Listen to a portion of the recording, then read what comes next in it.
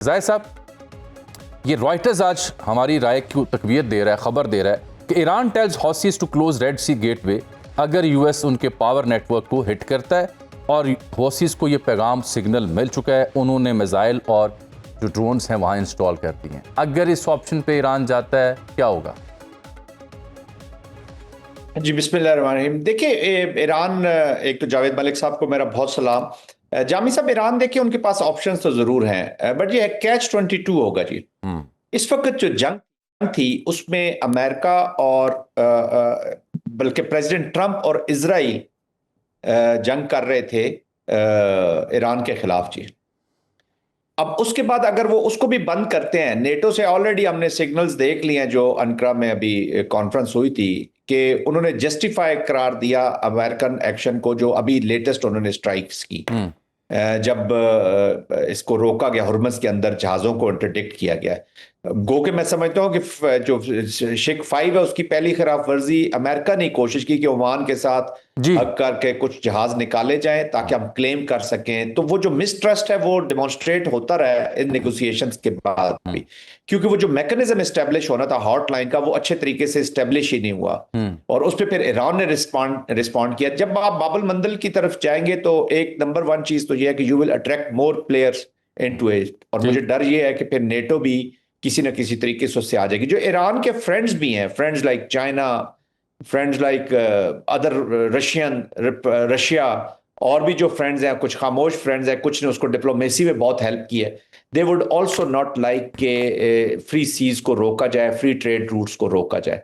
तो it can attract more military actions, और militaries भी आ सकती हैं। जहां तक हुसीज का ताल्लुक है तो ठीक है, फिर एक छाप लग जाएगी। अभी देखिए इसराइल ने आइसोलेट हो रहा था, अमेरिका के अंदर आज भी जेडी वैंस बयान दे रहे हैं कि इजराइल ने सबोटाज किए हैं, और उन हार्ड लाइनर्स को मैसेज दे कि उन्होंने सबोटाज करने की कोशिश की हमारी टॉक्स को, इस मुआहदे को स्पॉइल करने की कोशिश की। तो vice president of United states, ये याद रखेंगे, दिस इज नॉट ऑर्डिनरी। कल ये चीजें भी नहीं रहेंगी। स्लोली एंड ग्रेजुअली जो ईरान को जो एडवांटेज हासिल हुई थी, जो फीलिंग्स थी, सिंपथीज थी उसके साथ, वो इरोड हो रही हैं जी, स्लोली एंड ग्रेजुअली। मैं ये नहीं कहता कि वो अपनी उनकी पॉलिसी ठीक है या गलत है, लेकिन एक वक्त होता है अपनी लेवरेज को इस्तेमाल करने का, शेल्फ लाइफ होती है उसकी। उसको जो शेल्फ लाइफ है इसकी, उसको कम करने की कोशिश करेंगे, विच इज हुर्मुज़ की जो कंट्रोल है।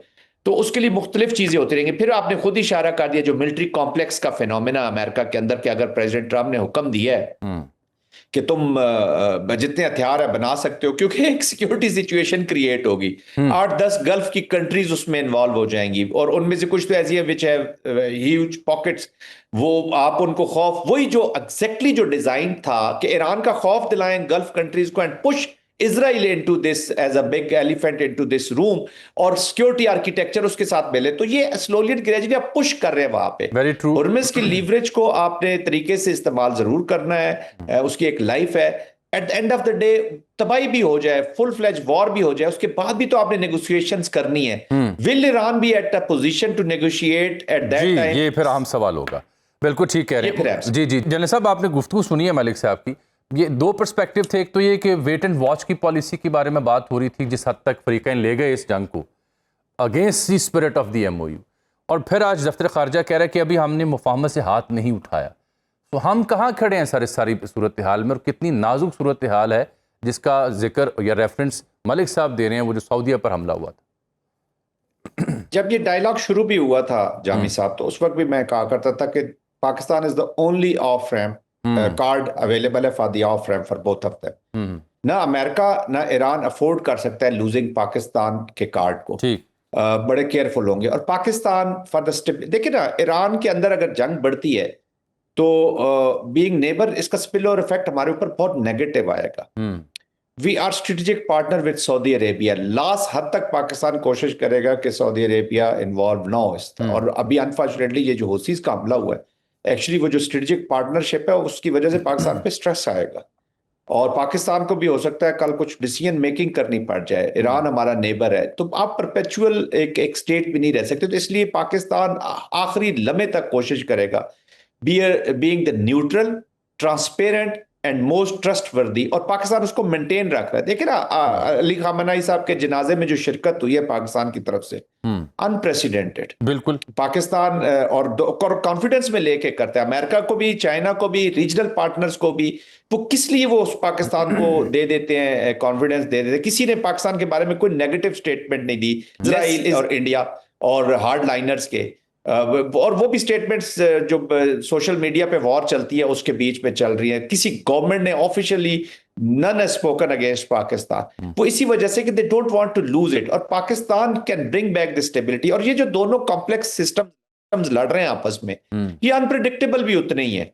हो सकता है कि आपको अगले 24-36 घंटे के दौरान, आज देखें ना, एक वो खातून वापस की ईरान ने, तो प्रेसिडेंट ट्रम्प ने बड़ी जो है वो पॉजिटिव उसके ऊपर लिखा के एंड थैंक यू बोला है एक किस्म का ईरान का, कि उन्होंने जी अच्छा काम किया वो खातून को, अमेरिकन को वापस कर दिया। मुझे जो खतरा है जामी साहब, वो ये है कि ये जो हौसीज की डेवलपमेंट हो रही है, जो नॉन स्टेट एक्टर्स होते हैं, ठीक है, अपरेंट तो लगता है कि ईरान उसके पीछे है। Who knows कि इन स्पॉयलर्स के तौर पे कौन, हुसीज का कोई स्ट्रक्चर्ड स्टेट तो है नहीं कि आपको पता हो कि कितने हैं, कहां पे हैं, कौन लीडर है, कौन। ये जो रेबल ग्रुप्स होते हैं, ये नॉन स्टेट एक्टर्स होते हैं, ये कभी कभी स्मॉल तादाद में भी control is with somebody else. जैसे अभी तालिबान है, झंडा तो ला इलाहा इल्लल्लाह मोहम्मद रसूलुल्लाह का गाड़ी पे लगा के जा रहे होते हैं, लेकिन हनूद और यहूद की वो जंग कर रहे होते हैं। नोबडी नोज किसका कंट्रोल किसके पास है। टीटीपी के अंदर 16 ग्रुप होंगे, टीटीए उनके अंदर, हुसीज के अंदर भी ग्रुप होंगे। हु कैन गारंटी कि ये कौन लोग हैं और कैसे उसको कर रहे हैं? तो ईरान को इस चीज का भी नुकसान हो सकता है, क्योंकि इजराइल को चाहिए friction, their biggest enemy is peace. वो इस फ्रिक्शन के लिए किसी हद तक जा सकते हैं, और वो चीजों को स्पॉइल कर सकता है। इसको ऑथेंटिकेट कर दिया, इसको ये चीज को साबित कर दिया है वाइस प्रेसिडेंट की स्टेटमेंट ने, जो अभी उन्होंने दी है कि इजराइल के अंदर से पे किया गया टू स्पॉइल दिस एमओयू। तो वो ऑन ग्राउंड क्यों नहीं कर सकते? हु नोज कि कौन से और किसने हमला किया और कहां से हमला हुआ। जो फॉल्स फ्लैग है, they can any time demonstrate कर सकते। जनरल जाहिद साहब, ये फाइनेंशियल टाइम की खबर है और उसमें कह रहे हैं मार्क एस्पर को, जो यूएस डिफेंस चीफ रहा ट्रंप की पहली टर्म के अंदर, वो ये कहता है कि US will not win Iran war from the air. ये फिजाई हमलों के जरिए आप जंग नहीं जीत सकेंगे ईरान के खिलाफ। उसके इस दावे के पीछे क्या दलाइल हैं जो आपको बहसियत एक जर्नैल समझ आते हैं? देखिए कि वो यही इंडिकेट कर रहा है कि आपको बूट्स ऑन ग्राउंड करने पड़ेंगे, और डिप्लोमेटिक इकोनॉमिक जो कोरिजन है या जो एक राय आमा है, वो उसको इस्टेब्लिश करना पड़ेगा पॉलिसी कैप्चुलेशन के लिए।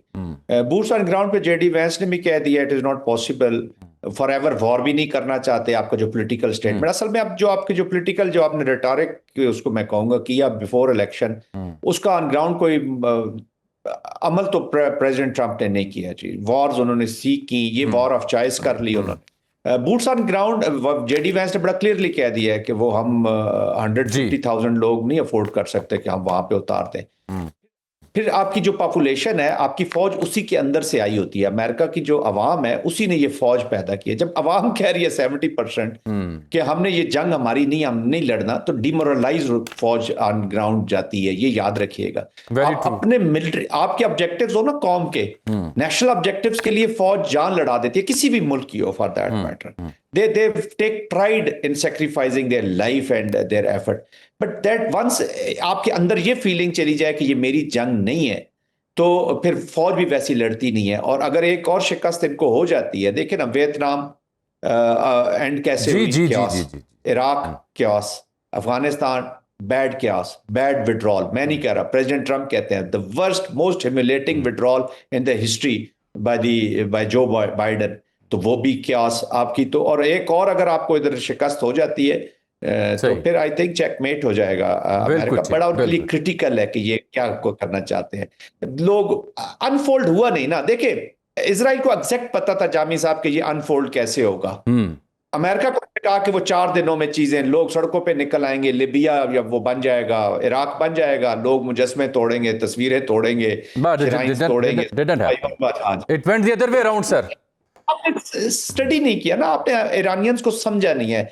चले जो लोग भी, मैं कहता हूं 20 मिलियन तो वैसे ही खड़े हैं, आइडियलॉग्स हैं, उसके अलावा भी जब जंग लगती है तो सारे फिर अपनी कौम के पीछे खड़े हो जाते हैं। कितनी पॉलिटिकल पोलराइजेशन थी पाकिस्तान के अंदर, संदूर हुआ तो किधर था मार के हाथ में, हम सारे कैसे पूरी कौम लड़ रही थी। वही जो सोशल मीडिया के ऊपर बड़ी क्रिटिक करते थे गवर्नमेंट के ऊपर, सिस्टम्स के ऊपर, वही बच्चे सबसे आगे लड़ रहे थे जंग पाकिस्तान की। वेरी तो ट्रू। दैट इज व्हाट, ऐसे this is how the Nations they behave. आपको एनिमी का बिहेवियर, उनका कल्चर, उनकी नेचर, उनकी स्पिरिट्स ऑफ करबला को। और एक और, मैं आज आपके प्रोग्राम में अगर आप मुझे इजाजत दें एक छोटी सी बात कर दूं, ये जो जूस हैं या ये जो लोग मुसलमान ममालिक पे जंग थोप के मौत का जो समझते हैं ना कि इनको खौफ होगा इन सोल्जर्स को, वो किसी भी मुल्क के ला इलाहा मोहम्मद रसूलुल्लाह की जो फौज होती है वो बड़ी अहम something बात, else, वो मौत का खौफ नहीं होता, उससे वो नहीं डरते। अमेरिकन को, इजराइलीज को, इन लोगों को ये समझना होगा। मैं ये नहीं कह रहा कि ईरान का कॉन्टेक्स्ट, वो मैंने जो ईरान की क्रिटिक है वो आपके सामने कर दी है। ये बड़ी अहम बात थी सर, बहुत अहम बात आपने की।